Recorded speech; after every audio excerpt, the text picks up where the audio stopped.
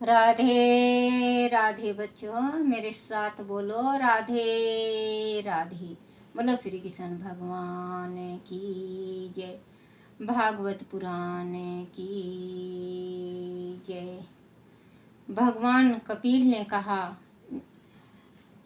भागवत पुराण में 27वां अध्याय प्रकृति पुरुष के संबंधों का विश्लेषण। बोलो भागवत पुराण की जय।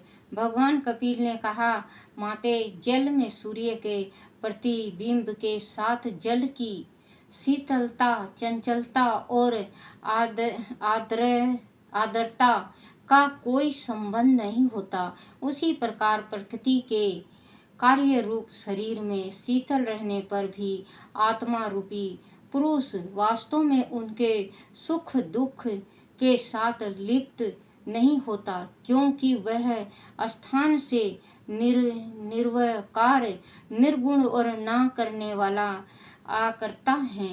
परंतु वही आत्मा जब शरीर रूपी प्रकृति के गुणों से अपना संबंध स्थापित कर लेता है, तब अहंकार से ग्रसित होकर मैं करता हूँ ऐसा मानने लगता है। उस अभिमान के कारण ही प्रकृति द्वारा किए गए अच्छे बुरे कर्मों के दोष से वह अपना स्वतंत्र अस्तित्व खो बैठता है और विभिन्न योनियों में घूमता रहता है। जैसे सपन में देखा गया पदार्थ के साथ कोई भी संबंध न होने के कारण भी वह सोच सोच कर दुख उठाता रहता है। उदाहरण के रूप में किसी सुंदर स्त्री से सपन में स्थापित किया गया संबंध कोई माया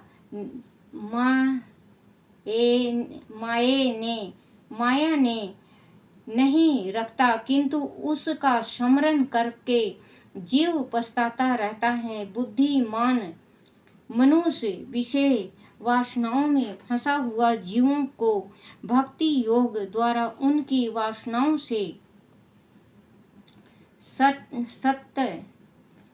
तटस्थल करके परमात्मा की ओर ले जाने का महत् कर्म करते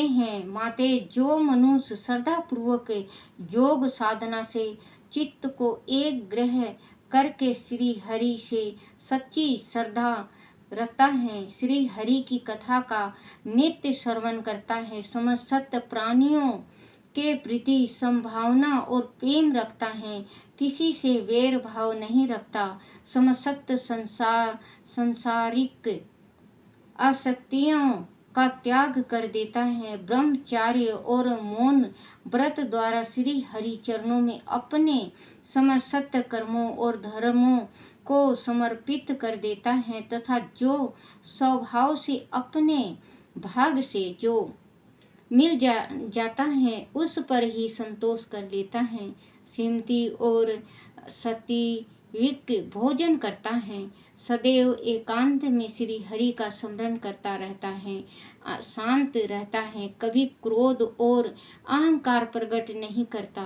सबका मित्र बनकर रहता है, सभी पर दया भाव रखता है, धैर्यवान है, प्रकृति और पुरुष से युक्त इस शरीर से स्त्री पुरुष और बच्चों के प्रति भेद भाव नहीं करता, अपना अभिमान नहीं दर्शाता, अपनी बुद्धि से परमात्मा के सिवाय किसी अन्य वस्तु पर ध्यान केंद्रित नहीं करता। ऐसे व्यक्ति आत्मदर्शी मुनि की तरह नेत्रों से सूर्य को देखने की भांति अपने अंत कारण में परमात्मा के साथ साक्षात्कार करता है और ब्रह्म पद को प्राप्त करता है। किंतु जो लोग विषय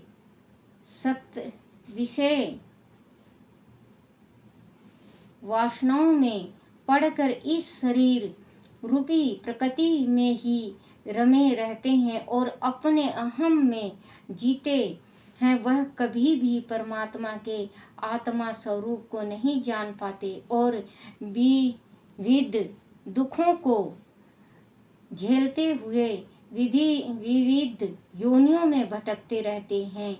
जिस प्रकार जल में सूर्य के प्रतिबिंब को और दीवार पर पड़ी अपनी छाई को देखकर क्रमशः आकाश में उचित सूर्य को देखा जाता है, उसी प्रकार उस परछाई से मानव देह, इंद्रियों और मन की चंचलता का पता चलता है।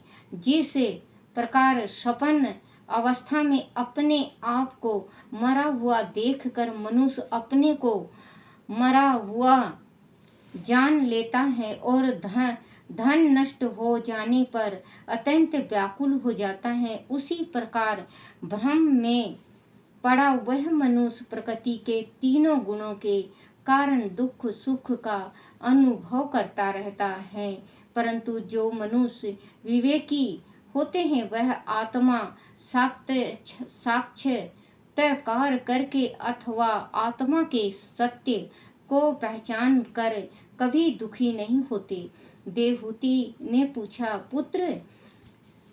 पुत्र पुरुष और प्रकृति दोनों ही नित्य हैं और एक दूसरे के आश्रय से अपने अस्तित्व को प्रकट करते हैं।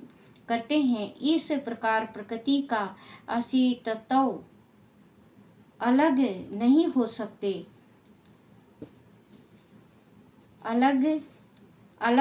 हो सकते, उसी प्रकार पुरुष और प्रकृति भी एक दूसरे को नहीं छोड़ पाते। अंत जिस परमात्मा के द्वारा पुरुष को कर्म बंधनों में बंधना पड़ता है, तब उस प्रकृति के गुणों के रहते हुए उसे मोक्ष कैसे प्राप्त हो सकता है? उसका भय तो सदैव बना ही रहेगा। श्री कपिल भगवान ने कहा, हे माते, जिस प्रकार लकड़ी से उत्पन्न अग्नि से वह लकड़ी जल कर भस्म हो जाती है, उसी प्रकार निष्काम भाव से किए हुए अपने कर्मों से अंत कारण के शुद्ध होने पर और बहुत समय तक भगवान श्री हरि की कथा का श्रवण करते रहने से पुरुष की प्रकृति अर्थात अज्ञान रूपी अंधकार नष्ट हो जाते हैं। भक्ति, ज्ञान और वैराग इसे नष्ट करने में अत्यंत सहायक होते हैं। जो व्यक्ति नित्य प्रति अपने दोषों को देखकर उनका आकलन करता रहता है, ऐसे पुरुष सांसारिक बंधनों से स्वयं ही मुक्त हो जाते हैं। जैसे बच्चों, आपने कोई गलती कर दिया और उसके विषय में आप हमेशा दिन में 2 बार 3 बार 4 बार सोचते हो कि ये गलती हो गई मेरे से, ये बहुत बड़ी गलती हो गई है।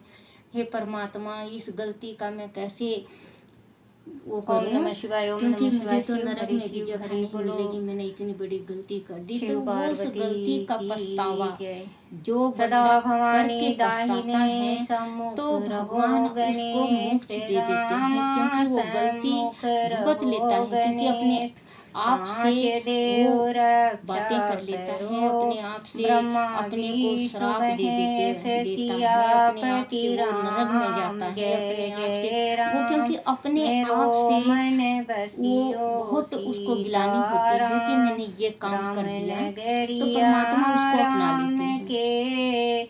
बच्चों, ये भी नहीं कि आप इतना बड़ा पाप कर दो कि पछताओ, बाद में पछताओ, वो पछतावा नहीं होता है। अनजाने में जो गलती हुआ है, जान पूछ के गलती करो और आप खूब पछता लो, वो कोई फर्क नहीं पड़ेगा, आपको नरक जाना ही जाना पड़ेगा। हाँ, अगर गलती में बालपन में आपसे कोई भूल हो गई हो या अपने माता पिता की अनजाने में कोई भूल हो शिव पुराण में उसको सती अगर आप शिव के द्वारा दोहराते हो तो परमात्मा श्री उसको हरि द्वार देखो शिव उनका धाम मिलता तत्वों है। का हाँ, जानबूझ के वर्णन गलती करो शिव आप, का और फिर ब्रह्मा पछताओ जी तो कोई को फायदा दिए नहीं। हुए वर के अनुसार वो तो फिर परमात्मा वेदी उसको पर सजा देना ही सदा देना के है। लिए जो व्यक्ति नित्य अवस्था प्रति अपने दोष को स्थान देखकर उनका तथा शिव आकलन और सती करता के रहता है, विदा ऐसे हो पुरुष कैलाश पर सांसारिक जाना बंधनों से बोलो स्वतः ही शिवपुराण मुक्त हो जाता है, की और जय। वह ब्रह्मा प्रकृति जी कहते उनका हैं, कुछ नारद नहीं बिगाड़ कन्यादान पाती। के जैसे सपन में कन्यादान देखे गए करके दक्ष ने अनिष्टों का भगवान शंकर को नाना जागृत प्रकार की अवस्था वस्तुएं में दहेज में कोई दी। महत्व वह नहीं सब होता, वैसे सब ही जगत के जागृत बड़े व्यक्ति पर प्रसन्न हुए। प्रकृति फिर उन्होंने प्रकृति ब्राह्मणों के को भी दोष पर नाना कोई प्रकार प्रभाव के धन नहीं पड़ता। जो बांटे व्यक्ति तत्पश्चात लक्ष्मी जो सहित व्यक्ति भगवान विष्णु भक्ति शंभु के भाव से पास श्री हरि में हाथ ध्यान जोड़कर लगाए खड़े हुए रखता और है वह और बोले, आत्मा देव देव महादेव किए दया साक्षात्कार सागर किए तात रहता है। आप संपूर्ण जगत प्रकृति के उसका पिता कुछ हैं नहीं और बिगाड़ सती सकती। श्री देवी हरि की सबकी कृपा माता हैं। के बिना आप दोनों दोनों ज्ञान सत्पुरुषों की के प्राप्ति नहीं हो सकती। कल्याण तथा आदि दुष्टों के योगी दमन का के लिए मन सदा मानवीय लीला सिद्धियों में अवतार ग्रहण करते में नहीं हैं। वह उलझता तो लीला उसे निश्चित सनातन रूप से श्री हरि का अविनाशी परम कथन पद है। प्राप्त आप होता है। किचन मृत्यु की कीचन नील मृत्यु की पहुंच वह नहीं नेक हो पाती। समान बोलो श्री शोभा कृष्ण वाली भगवान सती के की साथ जिस जय। प्रकार शोभा पा अपने रहे हैं, अपने मैं माता-पिता उससे की उल्टे जय। लक्ष्मी अपने के अपने साथ गुरुदेव शोभा पा रहा महाराज हूँ। की अर्थात जय। सती नीलमणि नील ओम नमो वर्ण भगवते तथा आप गौर वर्ण हैं। इससे उल्टे में नील वर्ण तथा लक्ष्मी गौर वर्ण है। नारद में देवी सती के पास आकर ग्रह सूत्रों के विधि से विस्तार पूर्वक सारा अग्नि कार्य करने लगा। मुझे आचार्य तथा ब्रह्मा की आज्ञा से शिवा और शिव ने बड़े हर्ष के साथ विधि पूर्वक अग्नि की परिक्रमा की। उस समय वह बड़ा अद्भुत उत्साह मनाया गया। गाजे बाजे और नृत्य के साथ होने वाला वह उत्साह सबको बड़ा सुखद जान पड़ा। तुरंत तदनंतर भगवान विष्णु बोले, सदाशिव मैं आपकी आज्ञा से यहाँ शिव तत्व का वर्णन करता हूँ। समस्त देवता तथा दूसरे मुनि अपने मन को एकग्रस्त करके इस विषयों को सुने। भगवान आप प्रधान और अप्रधान प्रकृति और उससे अतीत हैं। आपके अनेक भाग हैं, फिर भी आप भाग रहित हैं। ज्योति मर्या स्वरूप वाले आप परमेश्वर के ही हम तीनों देवता अंश हैं। आप कौन में कौन और ब्रह्मा कौन है? आप परमात्मा के ही यह तीन अंश हैं जो सृष्टि पालन और संहार करने के कारण एक दूसरों से भिन्न प्रतीत होते हैं। आप अपने स्वरूप का चिंतन कीजिए। आपने स्वयं ही लीला पूर्वक शरीर धारण किया है। आप निर्गुण ब्रह्म रूप से एक हैं। आप ही सगुण ब्रह्मा हैं और हम ब्रह्मा विष्णु तथा रुद्र तीनों आपके अंश हैं। जैसे एक ही शरीर के भिन्न भिन्न अवयव मस्तक हैं, ग्रीवा आदि नाम धारण करते हैं, तथापि उस शरीर से वह भिन्न नहीं है। उसी प्रकार हम तीनों अंश आप परमेश्वर के ही अंश हैं जो ज्योतिषमयी आकाश के समान सर्वव्यापी एवं निरलप समेत ही अपना धाम पूर्ण कुट स्थल अव्यक्त अनैत नित्य तथा दीर्घ आदि विशेषणों से रहित निर्विशेष ब्रह्मा है, वही आप शिव हैं, अंत आप ही सब कुछ हैं। ब्रह्मा जी कहते हैं, मुनिवर, भगवान विष्णु की यह बात सुनकर महादेव जी बड़े प्रसन्न हुए। तदनंतर उसे विवाह यज्ञ के स्वामी यजमान परमेश्वर शिव प्रसन्न हो लौकिक गति का आश्रय ले हाथ जोड़कर खड़े हुए। मुझे ब्रह्मा से प्रेम पूर्वक बोले। शिव ने कहा,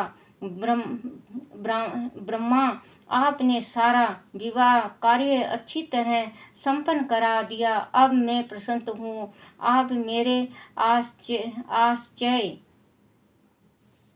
हैं, बताइए आपको क्या दक्षिणा दूं। सूर्य श्रेष्ठ, प्रसन्न हूँ। आप मेरे आचार्य हैं, बताइए आपको क्या दक्षिणा दूं। सूर्य श्रेष्ठ, आप उस दक्षिणा को मांगिए। महाभाग आदि वह अत्यंत दुर्लभ हो तो भी उसे शीघ्र कहिए। मुझे आपके लिए कुछ भी आदेश नहीं है। मुनि भगवान शंकर का यह वचन सुनकर मैं हाथ जोड़कर विनती चित्त से उन्हें बारंबार प्रणाम करके बोला, देवेश आदि आप प्रसन्न हो और महेश्वर आदि मैं वर पाने के योग हूँ तो प्रसन्न पूर्वक जो बात कहता हूँ उसे आप पूर्ण कीजिए। महादेव, आप इसी रूप में इसी वेदी पर सदा विराजमान रहें, जिससे आपके दर्शन से मनुष्य के पाप धुल जाएं। चंद्रशेखर, आप